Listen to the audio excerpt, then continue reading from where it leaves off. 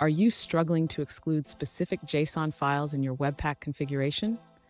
You're not alone. Today, we're going to tackle this common issue and show you how to exclude all JSON files except one in a specific path. I totally get it. It can be really frustrating when your build process includes files you don't want. Many developers face this challenge, and it can feel overwhelming. But don't worry, we will simplify it together.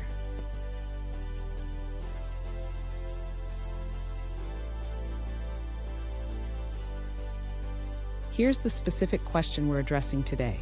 One user asked how to exclude all JSON files except for one located in the path srconfig/configs. If this sounds like your situation, stick around as we find a solution. So why is this happening? By default, Webpack includes all files that match the specified patterns. To exclude certain files, we need to adjust the configuration. Let's break it down step by step. And don't go anywhere.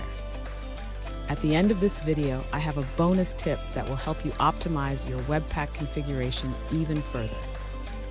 To exclude all JSON files except one specific file in the user's Webpack configuration, we will modify the exclude array in the webpack.config.prod.js file.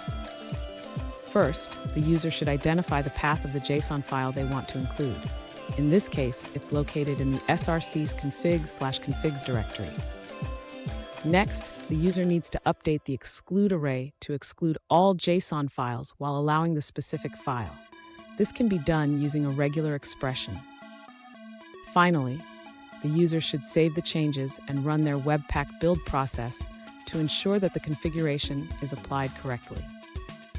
Fun fact, did you know that Webpack was originally created to bundle JavaScript files? Now it can handle a variety of file types, making it a powerful tool for modern web development. Now let's look at the answers provided by other users. An alternative solution for excluding specific files in Webpack 5 involves using the asset resource type for image files.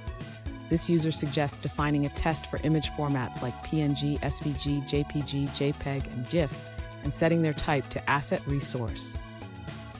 Additionally, they recommend handling the favicon.ico file separately by specifying its test and using a generator to define the file name format. Here's the bonus tip I promised. Regularly review your Webpack configuration to ensure it's optimized for your project's needs.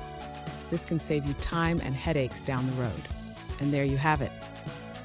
You now know how to exclude specific JSON files in your Webpack configuration.